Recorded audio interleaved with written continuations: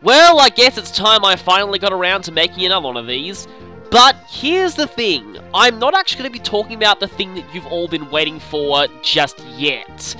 Yeah, I know a whole ton of info surfaced about fairly controversial things that a lot of people really want me to talk about. I'm actually not going to be going into that in this video. Firstly, I'm actually going to spam this video talking about a lot of new character info that surfaced recently. Because I find this very interesting. We now know a lot about a lot more characters, and there's been quite a few surprising reveals that I want to discuss, and a bit of things I want to speculate about, some hidden details, so let's get into it. This video is going to be all about the new character info that's been revealed on the official website and through Famitsu in the last few weeks. Let's start with something kind of obscure.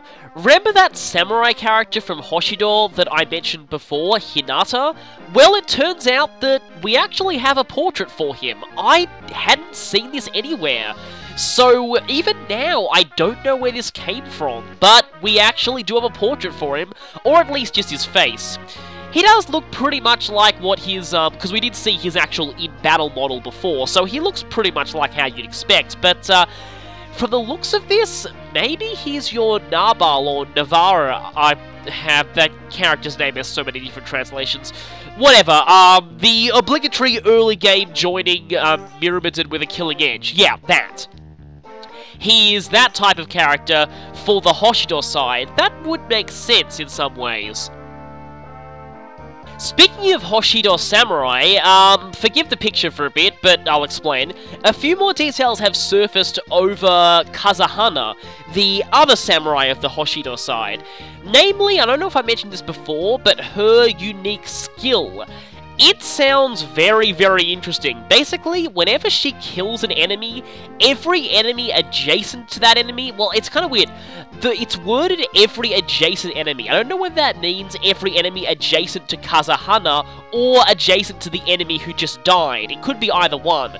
But all of those enemies take 20% of their max HP in damage. That sounds pretty amazing. It would make her very useful at breaking through choke points. Now, a lot of people have presented counterpoints as to why this skill is probably not as overpowered as it sounds. It most likely only activates on the player phase, and probably would be restricted to once per turn outside of dancing. So, it's not quite as strong as it sounds, but it is a pretty impressive skill, and honestly, judging by just this skill alone, I really want to use her. She's definitely one of the characters who I'm thinking could be very, very good, so I'll probably be using her on my Hoshido playthrough. Also here, from the Hot Spring trailer in the My Castle footage, we actually have a better idea of what critical portraits look like in this game, and wow, they are pretty amazing. This is actually Kazahana's critical portrait, and they definitely look a lot more dynamic than they did in Awakening.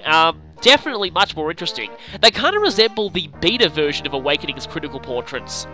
So that's kinda cool. Anyway, moving on to another Hoshido character. We have another Hoshido character, one who's quite interesting, Nishiki the Fox Spirit. Now, one thing that I found interesting was that Fox Spirit is not actually Kitsune like a lot of people would expect. It's apparently Yoko, but I tried looking up that word and I don't actually find it in any dictionary, which is kind of strange. It's definitely not Kitsune though, so it's quite different. People were speculating whether he'd transform into a fox, much like the Targwell in Awakening, or whether he'd actually transform into other people like Zane, given that fox spirits in Japanese folklore generally transform. That's where Zoroark in Pokemon comes from, after all. Turns out we pretty much, well, later footage basically proved one of those theories right. Here's a clip from Famitsu of Nishiki very clearly transforming into a fox and fighting alongside the avatar turned into a dragon. So, yeah, we have confirmation that beast classes from Awakening are back, except this time Hoshido has a fox, which is actually very interesting. We don't really know very much about this character aside from this and his personal skill, Gratitude, which means that whenever a character heals him, they restore half of that HP back to themselves, so it's like a reciprocal healing thing. Considering that healers can't use their staves to heal themselves, this could be a very useful ability. The one other thing that I find interesting about Nishiki is it's described that he apparently owes a debt to humans and always makes a habit of repaying any favours they do for him, which almost makes him kind of the antithesis to Pan in a way. Rather than distrusting it and being, you know, very fearful of humans, Nishiki is actually, well, yeah, he's very accepting and welcoming towards humans, so that's quite a change compared to even the Lagoo's characters from Path of Radiance. Most of them distrusted humans pretty much, so Nishiki is pretty much a complete reversal of that personality, so it'll be interesting to see what the game does with him. Now, before we move on, I just want to say one thing. I am here using some translated profiles from the Fire Emblem IF Japanese official website. Now, these profiles, really the only reason I'm using them is they were the only clear pictures from this official site that I could find. It's very hard to actually get the pictures off of the website due to the way that it's set up. But because of this, I am using someone else's work here, so of course I have to credit them. This comes from Cantopia, which is actually, I highly recommend checking it out. It's a blog that's translated quite a lot of Awakening material as well. Lots of Fire Emblem material, even some Ace Attorney material. A lot of really good translations there. It's just a personal website. The person who runs it just does these translations off of his own free time and doesn't really get paid anything for them. But they're definitely fantastic, so go and check out his website on cantopia.wordpress.com. I'll put a link in the description too, don't worry. Anyway, just now we've got that crediting out of the way, I can talk about this guy, Tsukuyomi. This guy, we heard about him before from a discussion of personal skills. This is the first time that we've actually seen him, though. This guy is a wind mage who comes from the Wind tribe, seemingly similar to the Fire tribe that Linka or Rinka comes from. Considering that he's a male wind specialist, he's definitely the Merrick archetype of this game. Now, a lot of people have talked about him being similar to Ricken due to his hair colour and the fact that he seems to look more childlike. Honestly though, Ricken actually was part of the Merrick archetype as well, due to him specialising in wind magic, and getting a male mage, pretty much the first male mage you get that specialises in wind magic, it's part of a whole tradition of the Fire Emblem series, except in games that don't really have wind magic. So in Fire Emblem 7, I guess Urk fills the role, but he doesn't really get any wind magic. At least not to start with, but anyway, I digress. This is the guy who had that arrogance personal skill that basically acts like Underdog from Awakening. It activates when your level is lower than the enemy, and promoted levels count as that level plus 20. And it increases your attack power instead of accuracy and evasion, which sounds like it could be very useful, especially if you're training him early on. I also find it kind of funny that someone who's named after the Japanese god of the moon is afraid of the dark. That's kind of hilarious.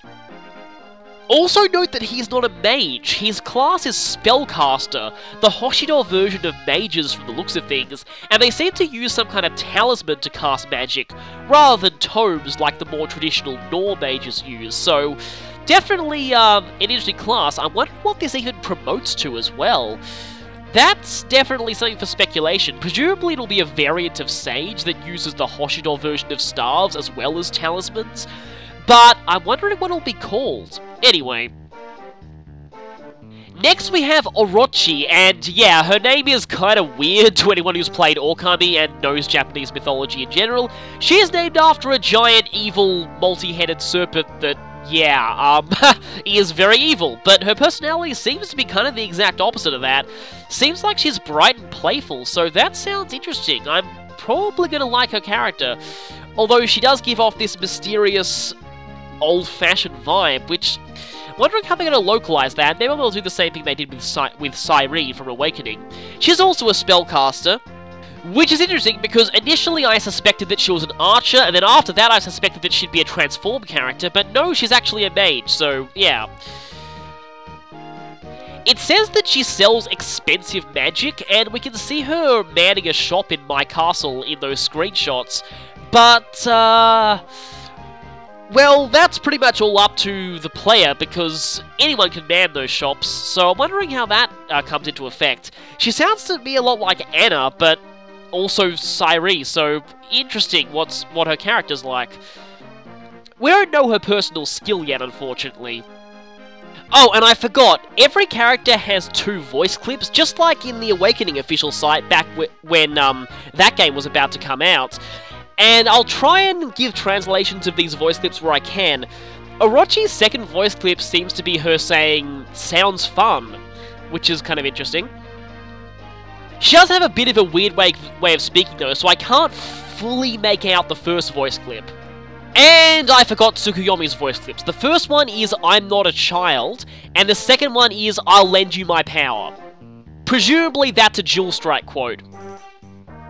Next we have a character from Hoshido who we've already seen a lot of, Rinka, but well, we haven't seen her full portrait yet, and wow, she is ripped, seriously. That is kind of, well, probably not surprising considering she's basically a female fighter. But still, yeah, first time seeing that I was like, whoa, okay then.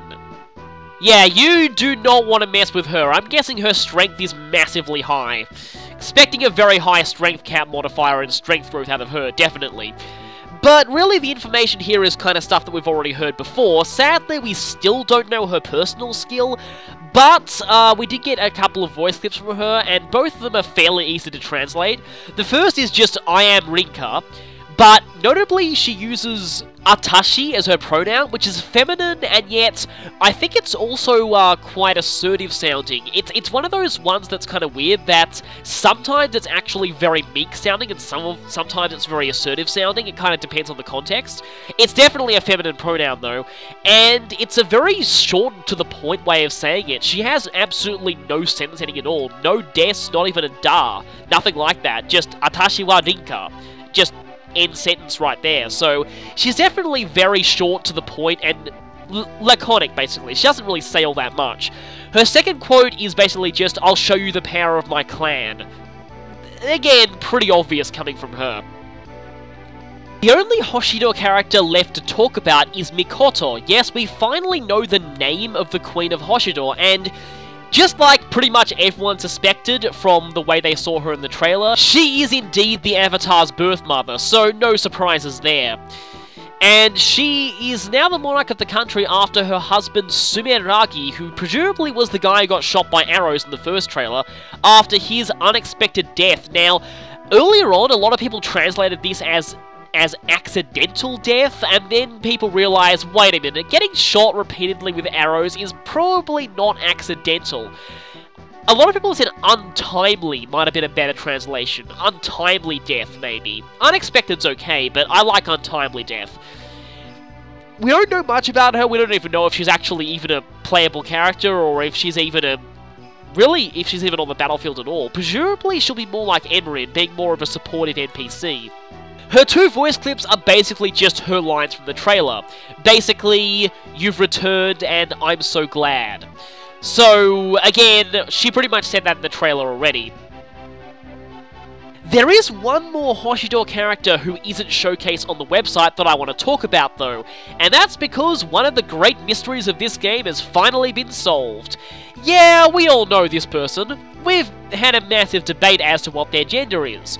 When they revealed that the Pegasus Warrior class can be either male or female, it was pretty much confirmed, but in case they didn't need to make it any more obvious, we got this in the My Castle trailer. Yep, best way to determine someone's gender, put them in a hot spring. This screenshot confirms that Tsubaki is absolutely, definitely 100% male. No question about it. We now know. So, Tsubaki is the series' first playable male Pegasus Knight, which a lot of people are very excited for. We also know his personal skill now, Perfectionist, which sounds kind of like Cordelia in a way. It increases accuracy and evasion by 15 when your HP is full. Now, considering that's a boost to evasion, that actually helps keep the skill active by making you harder to hit, and thus keeping your HP at full. But he'll definitely need a lot of healing to be very useful. You'll want to keep him healed so he has that accuracy and evasion boost, which will probably be quite helpful. Almost sounds like sword beams in the Zelda series in a way, having some kind of bonus when you're at full health. Now, while we're here, the other guys in this shot, one of them is Cyrus, but the other red-haired guy, I'm pretty sure is actually one of the Hoshido ninjas, Sizor. he's really the only other red-haired character who I could think of, so, yeah. Now, let's just get away from the hot spring for a moment. And let's get on to some Nor characters. Here we have Nyx the Dark Mage. I spell that N-Y-X myself, but anyway. Nyx the Dark Mage, who we've already seen before, and we now know her personal skill. Curse Reflect, or something like that. Basically, whenever she's hit by magic, she'll return half the damage back to the attacker. Basically a nerf version of counter that only works on magic. I'm glad they're taking steps to nerf counter, because that was kind of overpowered and a very annoying skill to fight in Awakening, so I'm very glad they changed that. But the description of her personality that we've actually got, I'm really liking, because when I first saw her, I was worried they'd make her a total clone of Tharia, considering how popular Tharia was in the last game. But no, she's actually very different. She is incredibly mature and lives a secluded life for the most part, and seems to not be yandere like Tharia was. Though the weird thing is, it says, contrary to her appearance of a young girl, she is incredibly mature. Honestly, she doesn't look that young to me. Like, she's not like Noe or Rickhead or anything, so I'm not really sure why they say that. Anyway, that's really all I wanted to say about Nyx, apart from voice clips. The first clip sounds kind of like I'm sorry for being a bother or something. I'm not sure if that's completely what she's saying though. I recognize Mendor, but the last thing could be Gomen, which is sorry, or something else, so I'll have to check back on that. Her second voice clip though is very interesting. The rough translation would be "come here boy," but it's spoken somewhat softly, but the kinasai, as in come here, is a very blunt command that's usually said either to small children or to pets. So my guess is either she is kind of being ironic towards someone who treated her like a child and is now treating them like a child, or she's speaking to some kind of an animal. And boya is, yeah, a sort of a Japanese term for boy. Young boy, basically. So, interesting. I'm personally leaning towards her talking to an animal with that quote, but we're not really sure. Oh boy, this character. I was not looking forward to having to talk about this character, because I get the feeling this character is going to be the Henry of this game to me, as in the one character I absolutely can't stand. But yes, this is Charlotte. She is a female fighter, which is awesome. So, finally, pretty much every class is now available to both genders, and a female fighter is definitely an interesting concept. In fact, when I first saw footage of Awakening, I thought there would be female fighters, but turns out there weren't. Now, Charlotte is a very, very interesting character. Firstly, you might notice her ridiculously fan-servicey design that has already started massive flame wars on forums and the like. But here's the thing, there's a reason for that. She may look cute and innocent, but that's all an act to get men wrapped around her finger. So she's kind of like a Versa in that way, but unlike a Versa who pretty much just acts like a seductress the whole time, Charlotte tries to put on a cute, defenseless act to lure men in, and she apparently is a gold digger who dreams of marrying into high wealth and social status. And apparently her actual personality is very crude. You can see the contrast in those two screenshots there. In the first, she not only is looking pretty innocent, but her style of speech, from what I can see there, is very, very polite and formal. In the second shot, though, she has a very psychotic grin on her face, and is doing a creepy laugh. So, yeah. So in a way, she kind of seems like Tharia for this game, only in a bit of a different way, and honestly, characters like this kind of make my skin crawl. It's just a little... I find it very hard to sympathize with people like this when they're on your side, and because of this, unless there is character development for her, and unless we can see another side of her, I am definitely not pairing her with anyone, that's for sure. Her first voice clip is her saying, "I'll try my hardest," in an extremely cute sounding voice, with a feminine particle on the end, so obviously a very... yeah, that's all part of her act. And a second voice clip is her saying in a very crude and rough sounding voice, "I won't forgive you." Yeah! I'm probably going to be staying far away from this character, honestly. I hope there's a better female fighter in this game. Then we have Bedwah, an armor knight from the Nor country, and I'm pretty sure Bedwah is how you pronounce his name. And basically they say he looks scary and he scares even his own allies, but he's actually very kind and gentle, and carries a homemade charm with him.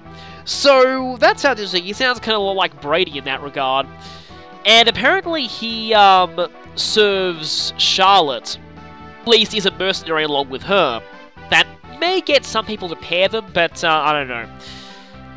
Anyway, we don't really know that much about him other than, well, yeah, he looks scary, but is actually really nice. And let's see if I can understand his voice clips. I can't quite make out his first voice clip at this time, but his second voice clip is basically saying, well, I'm going to translate it as I'll protect you here. It's literally, see my protection or witness my protection. The interesting thing about this quote is, I think Kellum said this word for word in the Japanese version of Awakening, so it's pretty much a voice clip that's associated with armor knights whenever they dual guard attacks, so yeah, pretty typical for his class. But something interesting about him, and it relates to all three of the Nor characters that I just showed.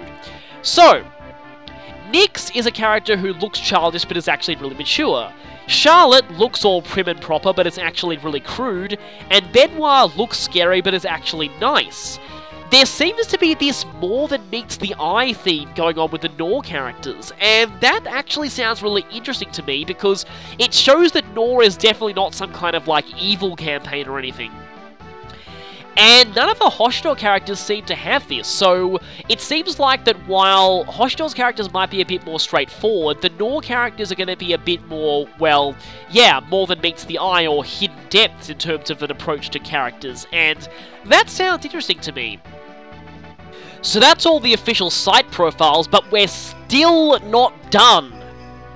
Famitsu revealed a character Belka or Velka, it could be either one, a wyvern rider from Nor who's a subordinate to Camilla. Her unique skill is Ambush Duty, which increases attack power against enemies who can't counterattack. That's interesting, but the main applications would be against archers when using a physical weapon, and, well, archers, taking them on with a flying character is kind of a recipe for disaster.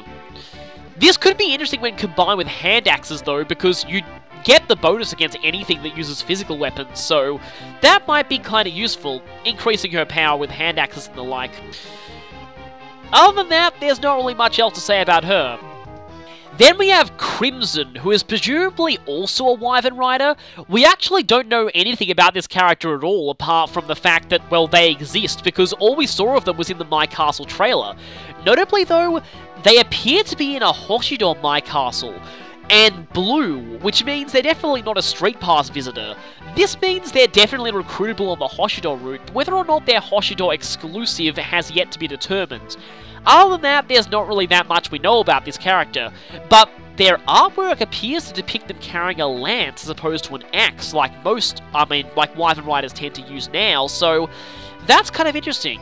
Now, another note is that both of these characters are said to be wyvern riders, and yet Camilla, who we knew earlier from Nor, the main sibling, who we pretty much knew was a wyvern riding class, is called a Revenant Knight, which is definitely not wyvern rider, and yet Belka apparently is a wyvern rider.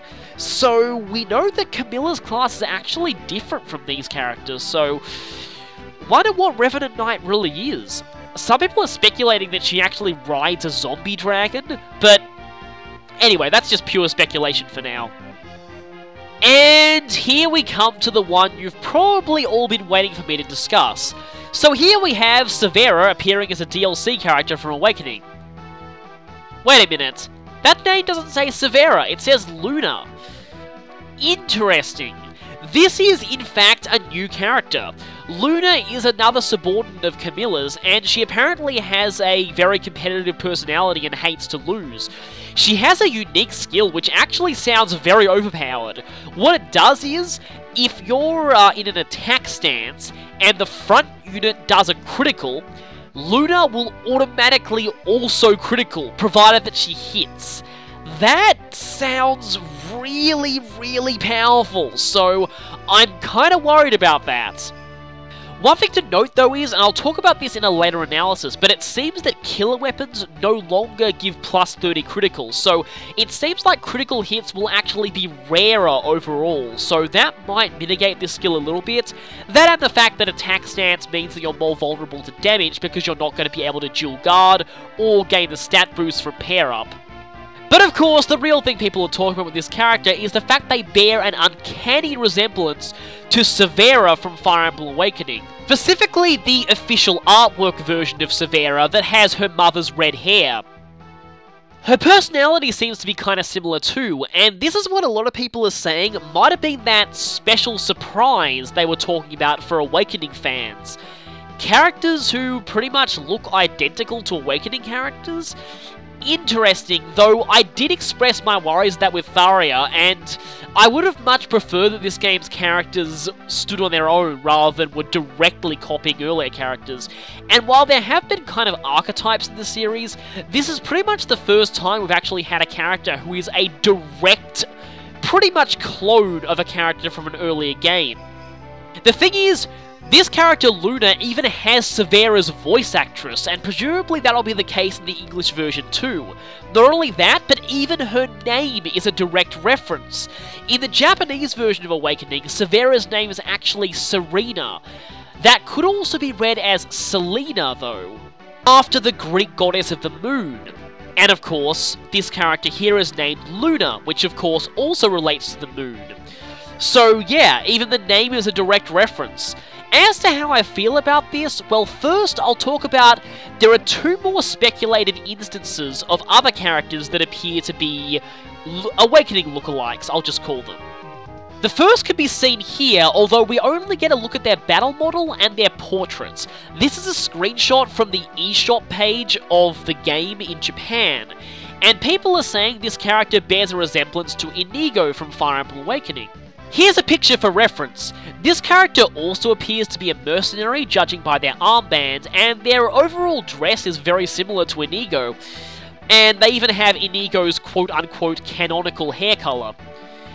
But the weird thing about this image though is, this image looks very similar to an image that we had earlier on that showed a female avatar fighting with this blue-haired cavalier that we still don't know who it is, supporting them. So, at some points, I was thinking that this character might not have been an Inigo lookalike, and they might actually just be a customized avatar from this game. That is very possible. So we don't fully know if this actually is an Inigo lookalike or not. That aside though, there are a couple of things that we can deduce from this picture. Firstly, this seems to confirm that a guard stance will negate the enemy's attack stance. As you can see there, the enemy Hoshidon ninjas are doing an attack stance, but there are no stats shown for damage for the second character, which most likely means that their attack stance has been negated by the guard stance. Also, you can see just below the 28 HP of the character on your side, a series of shields. This is presumably the shield gauge, and from what I've heard, it seems like this gauge goes up in every battle, and once it hits full, the character can execute a dual guard. So that's kind of interesting. Now, those of you who can read Japanese will also notice that the difference in stances is emphasized by the fact that while the red enemy there, it says Ataku, the blue player-aligned cavalier says Supporto, or support. So, very obviously the player is using a guard stance here against an enemy's attack stance. Now, back on the subject of Awakening lookalikes, the third character proposed to maybe be a lookalike is definitely the most tenuous of the three. Below the cursor here, you'll see a character called Odin, or Odin. Now, if we take their sprite and magnify it, you'll see that it looks very similar to Owain's map sprite for Awakening if he's in a magic-using class. And people might be quick to say, oh hey, there's a similar name too. Actually though, I'm going to rebuke this immediately. That is not the case. Owain's Japanese name is Wood. That sounds nothing like Odin, so I don't think the name is in fact a reference here. But Odin does seem to have Owain's canonical blonde hair. Once again, image for reference. Again though, this is definitely the most speculative of this. But here we see something very, very important. Of the 3 Awakening quote-unquote lookalikes, we still don't have any confirmation on the 2 besides Luna that we know of. We have seen Severa and quite possibly Owain and Inigo. This is very, very significant, and I'll tell you why. In Awakening's Hot Spring DLC, the 4 characters voted the most popular, basically the 2 most popular males and the 2 most popular females of the 2nd generation were given kimono fan service scenes. Now, who were these characters who were voted the most popular 2nd gen characters? Well, apart from Lucina, who was kind of a given, the other 3? Severa, Owain, and Inigo. I don't think this is a coincidence. If these characters are indeed lookalikes, I think it's pretty safe to assume that only these 3 will be getting lookalikes. Why? Well, they were voted the most popular 2nd generation characters in Japan. So naturally, out of sheer popularity, they get referenced in the next game. Now, I'm guessing Lucina will not get one of these lookalikes, only because, 1, that would be completely disruptive to Awakening. I mean, you know, imagine having a character who's a complete dead ringer for the main character of the last game running around, and mostly the fact that Lucina is also an amiibo character in this game, so you'll have her that way. But the fact that it's possible that Inigo and Owain could have lookalikes, it is kind of interesting.